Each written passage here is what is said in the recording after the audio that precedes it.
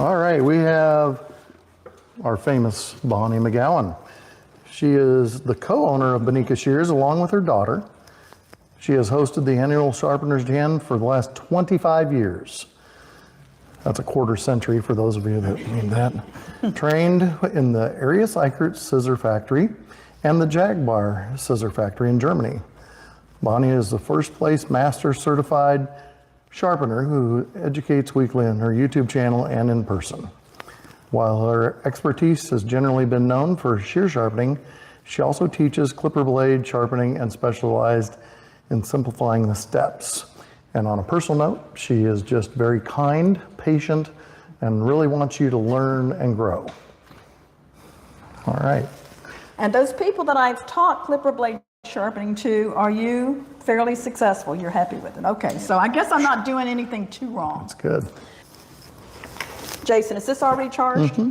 I'm not going to go through the charging and actually recharge it, but I'm going to tell you how I charge it, because I have to remember, I got really confused on charging this thing. Well, it's not battery operated, so it's not that kind of charge, but yeah, it is something different. And if you think, how many of you have ever baked a cake back in the old days before we had spray pan, and you put the butter on it and then the flour on it and you kind of shook it around? That's basically all we're doing here. So the first thing, and I use the word charge, C stands for clean. So we're going to do, I use the H42 product we do. To clean it. I know other people use other things. You clean it, so that's C, and it doesn't have to be spotless. Just reasonably clean, because the reason you want to clean it is because you've got grit left behind before that's kind of got ground down, and you're not going to get the same cutting power if you don't get that out. The H stands for hog lard. We put hog lard on it.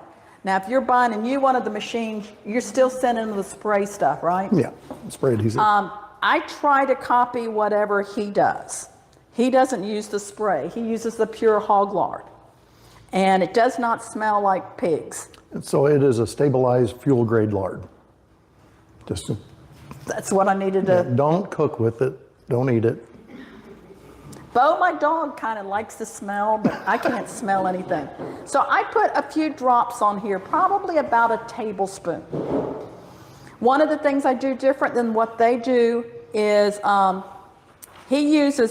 today when if he charges this, I'm sure he will, he uses like a little sponge paintbrush to put it on, which always looks great on the videos and when he's educating, but when I use it, it gets really nasty and that hasn't worked for me. So I put on a rubber glove, and I don't even have to put it on all the way. I mean, just to kind of get it over my fingers and rub it on just like you do the pie pan, you know, where the butter, same principle. Get a nice smear all the way over it. And if it looks too greasy in some places, you might want to blot it out. After a while, you may get better at knowing just the right amount of lard to put on there, or you may be like me and every other time get it right. So that's the H. The A is apply grit. I use the 180 grit because I'm getting better results, and that's what they do in the factory. But you usually, if you buy a new machine, you get 240 grit. The 180 grit is coarser, and it seems to sharpen faster. They seem to maybe hold oil between the blades better because you've got the more grind marks. The grit is cheap. It's better to use too much grit and make a mess than not have enough.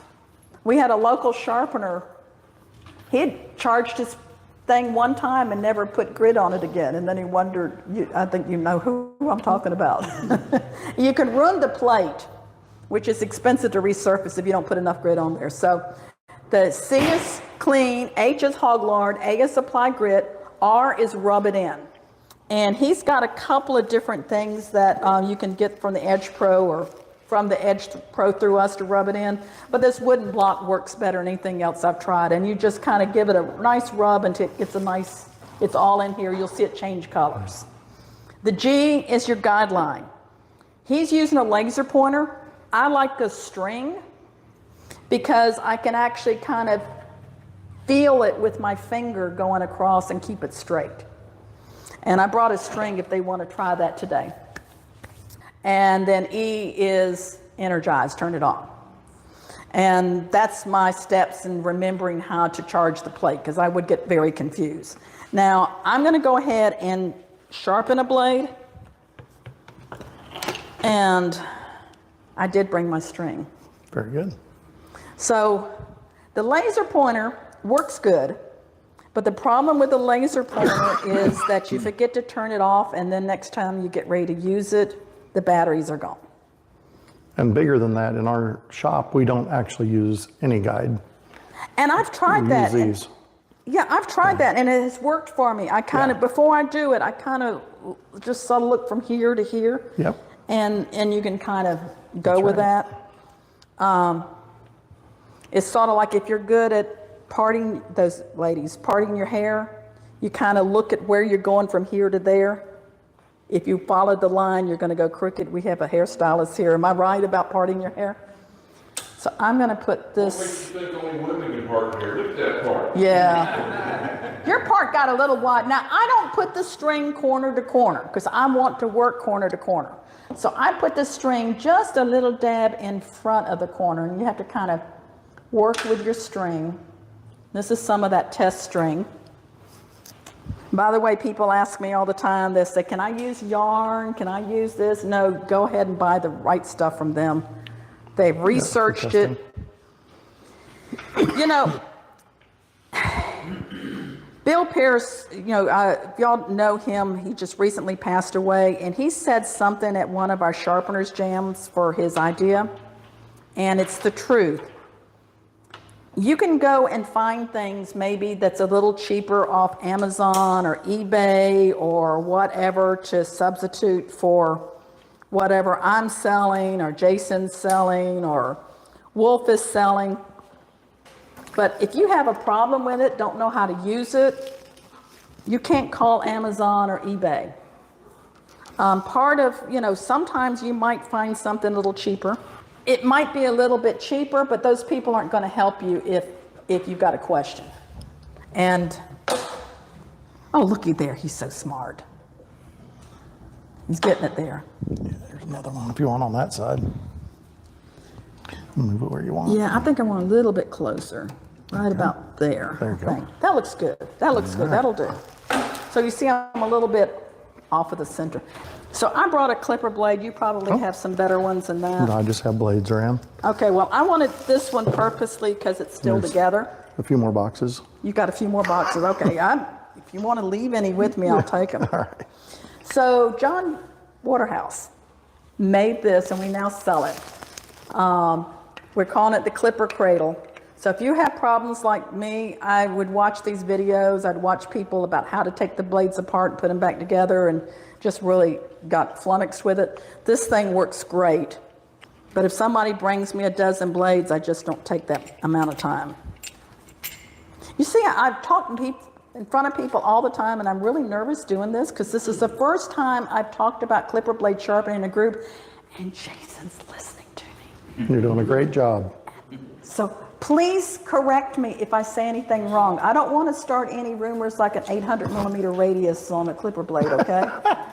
That's an inside joke. If you want to know the story on that, we'll tell you later. That's good.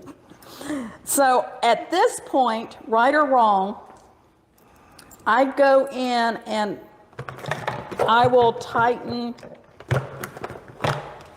Here we go. I'll tighten my spring. Jason tightens his spring a different way than me, but I have such a weak hand, this is what I have to use. So I'll tighten my spring because it's easier to tighten the spring. I mean, it's easier to loosen the spring after you put them together than it is to tighten the spring. So I'd rather start with it too tight than find out it's loose. Clipper blades, just like scissors, it's tension edge alignment. So this is getting the right tension on the clipper blades. So, and this is called a socket. I set this, I do all these things first, just like so many of these things, just like sharpening scissors, I do all the hardware part first. So I do everything full blast, even the trimmers. And I probably do more trimmers than most of the sharpeners out there because most of my business is from barbers and dog groomers. I'd say half of it would You be. probably want that magnet. Yeah, you think so? The other one's for large animal blades. We got one in between that I use a lot of times. Yeah. Now, I cannot set my magnet that way. That will not work for me because my finger is so crooked. If I set my magnet that way, the whole thing would go woo-hoo. Oh, and one thing I didn't point out, and Jason will, is that this is not flat. It may appear to be flat, but it is not flat. It's taller in the center. Because it's taller in the center, when I do a clipper blade like this, it's going to create like a concave or a hollow going this way on my clipper blade. Now, it's not enough that you can see it, but you'll be able to test it on the rub lock to see if you've done it right. There's a lot of similarities between shears and scissors and clipper blades. So there is a hollow grind on them. If I keep it straight, it's going to cut right. If I do crookedy, because that hollow grind is in here, that hollow grind is going to go this way at an angle instead of back to front. And that would be like a shear that's out of alignment. Because I don't know if it's the technology or just doing clipper blades, but I never get nervous in front of a group.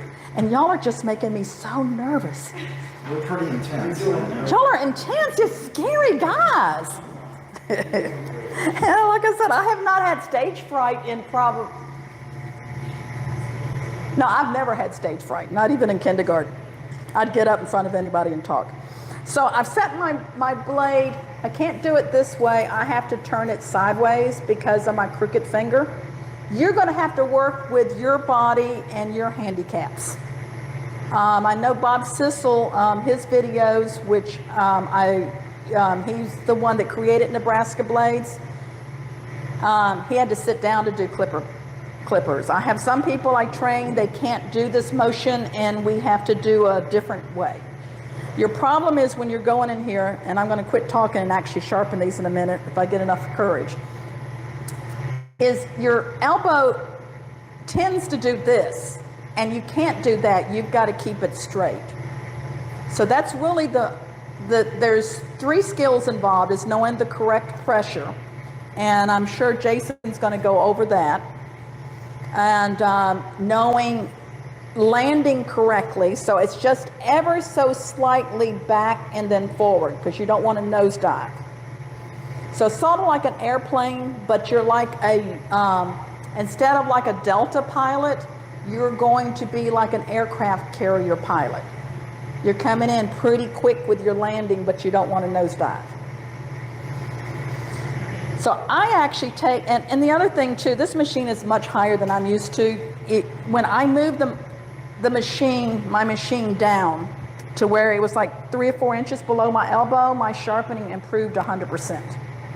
We went around, Jean can tell you, we went around every Goodwill store and every secondhand furniture thing, and I was looking for a table that would come right here on my leg, because I knew that would make my clipper machine the right height. Having it the right height was like a game changer for me. Whatever you could do wrong in doing clipper blades, I did it. So that makes it a little easier for me to teach. So I'm going to land, and I take my time, because I want to make sure that I'm not way back here and I'm lined up. You got me on there?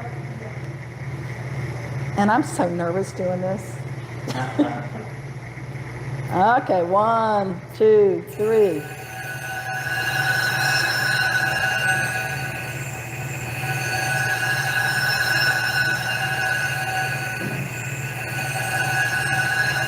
Now, in my head, I'm singing a song. I usually sing round and round, but y'all don't have to sing the same song as me. When you notice when I went back and forth, I actually crossed over, and I learned that from Jason. It keeps my plate flat. It's sort of like your water stone when you're doing shears. You know, it gets dished out. This can get dished out as well. I've told people that, and then they try to land with half their blade off. If you land with half your blade off, or you pick up with it a half off the plate, you're going to have a problem. You've got to make sure it's completely on the plate, you're completely flat. You're not doing this way. You're just very slightly up. When you land, because of this going this way, it's going to make you feel like an undertow, like at the beach. So you're going to do a little slight pressure at the front. Your pressure, I'm putting my pressure like just in behind these rails. Is that the correct? Okay. I'm getting affirmation from Jason. Doing good. You're not, a lot of people think they're supposed to line these up like toward the back, but you want to line this up where your pressure is going to be, and I keep moving this for you, Susanna, and I'm sorry. Your pressure is going to be like behind that front rail. So I'm looking at it, what I'm looking to see if I've got nice lines going up and down. Originally I was told you're supposed to do 6 passes, and I don't do that anymore. I just, when I see nice sparks going all the way across and I pick it up and it looks good, I'm like, I guess I got it. You can't put metal back on. And then this is called the cutter. That's called the comb, this is called the cutter. If you ever see any literature from the factories, and I got to go, Jean was with me and so was Misty and Jay, we got to go through the Oster factory, which was interesting, and watching them make clipper blades. And they call them the upper blade and the lower blade, but we as sharpeners all call it the comb and the cutter. Because this is the one that moves back and forth and cuts, but they both have to be sharpened. So I'm taking my time, I'm getting this lined up. And I'm trying to line corner to corner and letting that string be my guide. Can y'all see the sparks?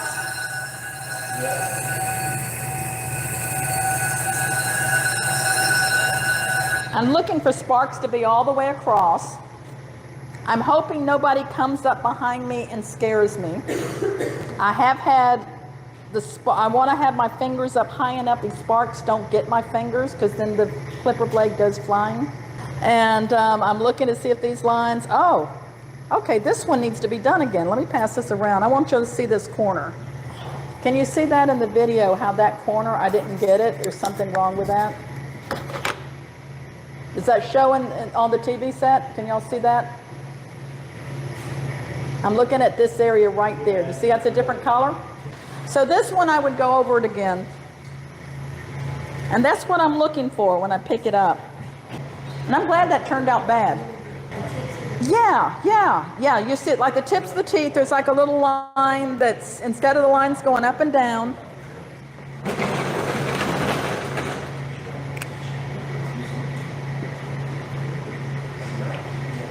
so you should see nice lines coming all the way through here. But this last tooth, or maybe it's actually a couple of teeth, I'm seeing some things going across like this. And it's a little dull, it's not as shiny, yeah. Yeah, it's like there's something not right there. Sometimes you'll pick up a clipper blade. I'm going to turn this off a second. Sometimes you'll pick up a clipper blade and you've sharpened it and you'll look at it really close. And they'll be just right here, you'll see as you hold it back and forth to the light. So Jason, you're going to go over the rub block with them, right? Yeah. Absolutely. So I'm going to, I would demagnetize them. Now this is the demagnetizer I use, which we sell these for 20 bucks. I like these better because if it breaks or whatever, it's just 20 bucks to replace it instead of 100. Somebody was at my office the other day, and I think he burned up the motor to my $100 one. He's not in the room, but and you just put it on there and push the button, and it demagnetizes it. Why do you have to demagnetize it? You've got this magnet on here. You've got it going back and forth. The blades. I don't know. Can you see that? This is magnetized. You see that? If you don't demagnetize it, that grit's going to stay on there and it's not going to do a good job. That's actually magnetized. So I would demagnetize it, put it back together, demagnetize it, brush it off, clean it. I use an ultrasonic cleaner or alcohol if I'm just doing one. I don't do a rub block on all of them. Let's say if I've got a bunch of clipper blades I'm doing, I'll sharpen them all, and then whichever ones don't pass my test, I'll take them apart and do the rub block. While you're learning, those of you that are new, you're going to do the rub block. Now the rub block, and Jason's going to go over this with you too. It's a piece of steel. It comes with this machine if you haven't bought one of these. And you're just rubbing this blade on here with even pressure across. And I've done this right. I'm going to pass this one around, and you're going to see right along the tips where it's rubbed on the block. The reason that works is because, remember I said it's concave inside? So the only part that should touch is right here at the tip. If you rub it and you see it skewed, or you see part of the teeth didn't get on the machine, then you've got a problem. After you've sharpened a few, you shouldn't have to use a rub block all the time. But if you've got some that are messing up, go back to the rub block and check it. So I'm going to pass this around. If you have trouble seeing it, show it to somebody. Let somebody else show you. See what's going on, Ricky? So I've brushed it off. I've cleaned it. Now I've reassembled it. I'm going back to my little Clipper Cradle, because this works really well in putting them back together. It is a huge struggle for some people, and I'm going to leave it. Oh, well, let me do the rub block on this one so you'll see, because we know this one's bad, right? So you'll see one that looks.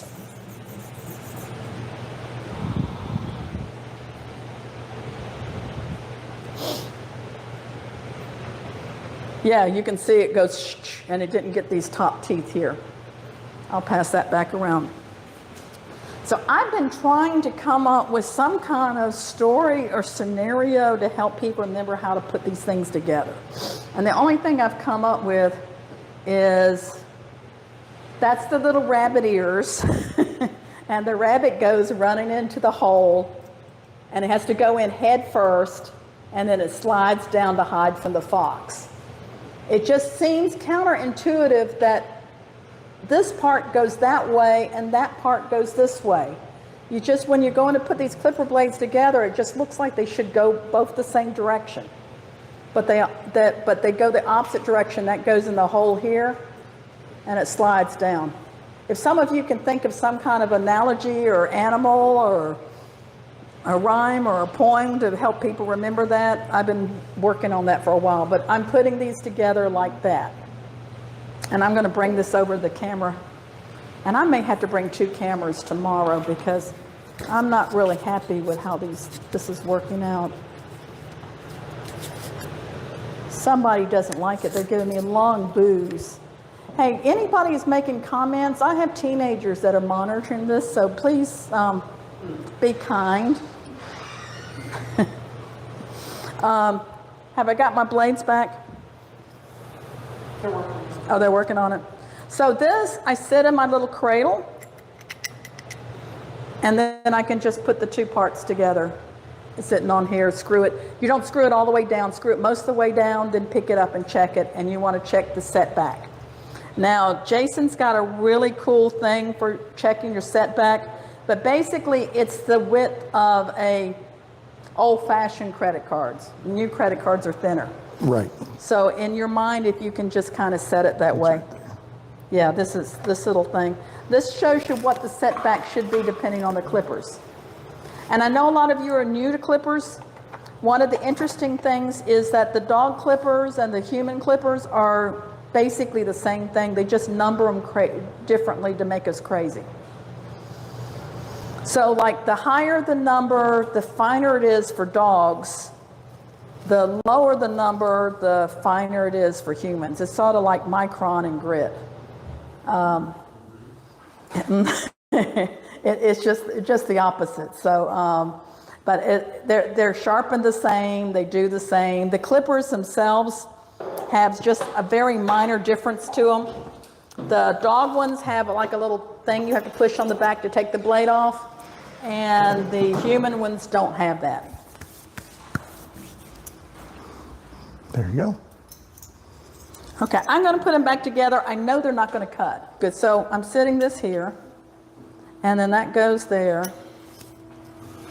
And I'm lining up my holes. And John, who made this over there, is holding his breath that it works right. Right, John?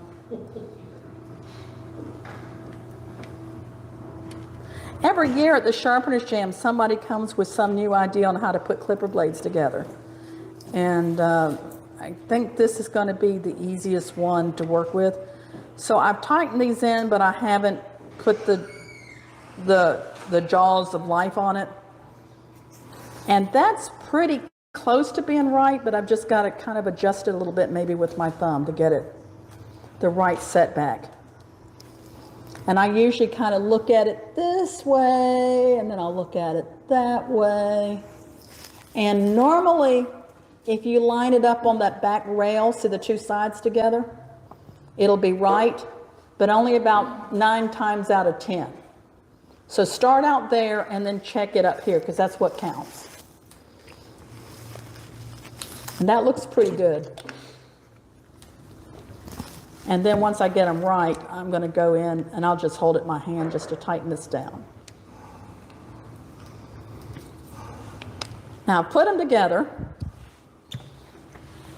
I'm going to check the tension.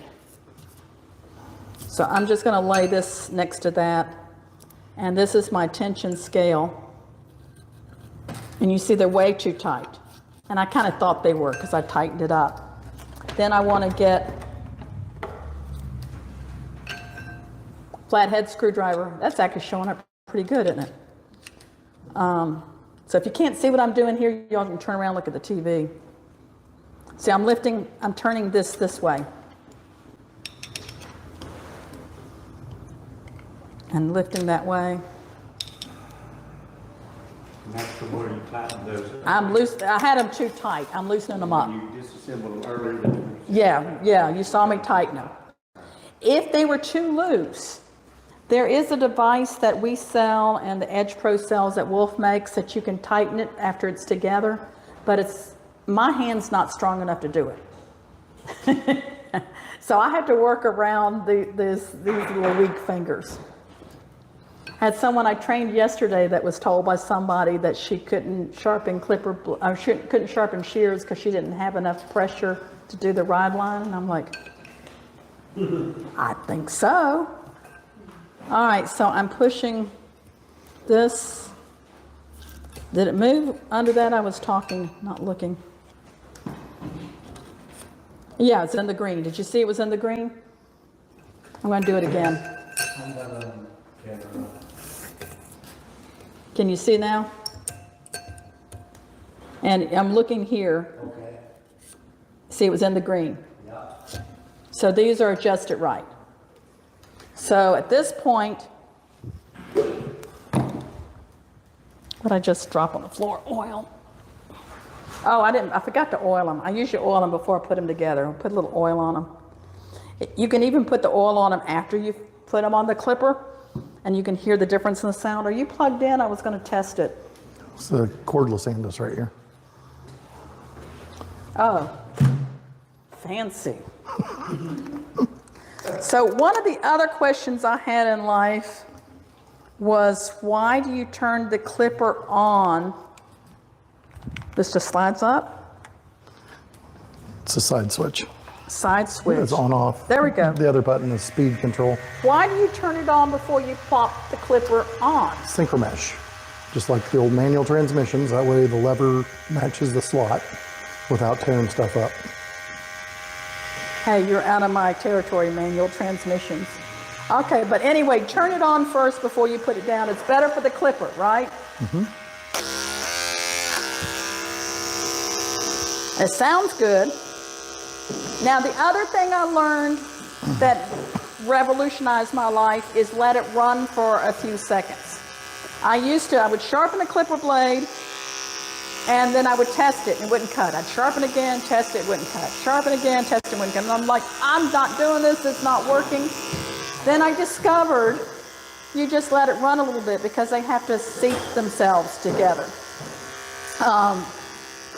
Because you sharpened them where the hollow's completely there, and then the teeth have to get together. So now I'm going to go with some string.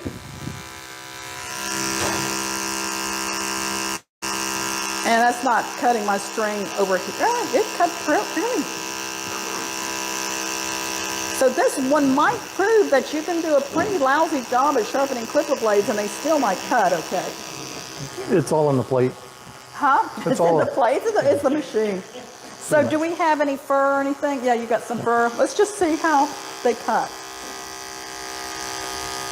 Yeah, and that was one of the other freeing things is I didn't have to be perfect for them to be okay.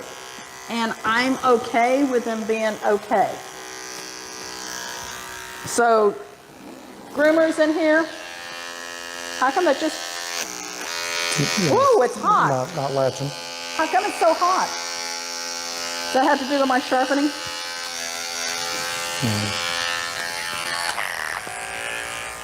It's just getting hot, sitting there running. Okay, It's running at about 5,000 strokes, so so I'm coming in here. it's getting hot. Yep, Look at there. look at that.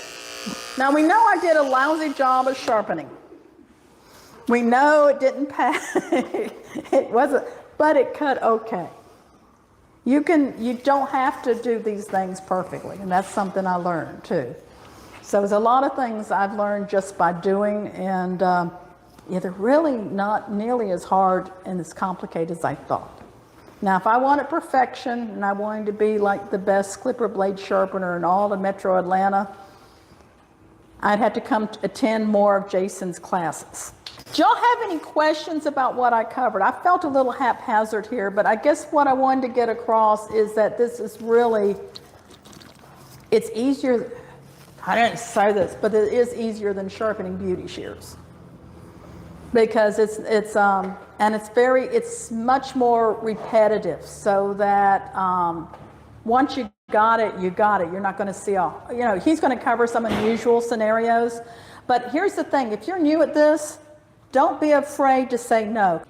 If you want to do clipper blades, don't be afraid of it. And keep it simple. There was something really profound I was going to say here. You started to say that if you don't want to do one, don't feel comfortable doing one. Oh, that's it. Walk away. Just like with shears. And there's a lot of clipper blades I won't do. When they come in the door, I won't do them. And I've seen some major companies that have on their thing, we don't do 5-in-1 blades. We don't do trimmer blades. I tell my customers if their clippers have a flat cord on them, it has nothing to do with the blade, it just tells me how cheap the clippers are. If their clippers have a flat cord on them, I won't do them. I only do Andis, Wall, and Oster. I don't do any of the Babyliss stuff. Just don't be afraid to walk away from anything you're not comfortable doing. And you can always tell your customers, say, that's something I'm going to get some advanced training on, and in the future I may sharpen those, but for now, no, I don't do those. So yeah, don't be afraid to walk away. Shears, clipper blades, anything. You're better off walking away than messing up somebody's equipment if you don't know what you're doing or how to do it.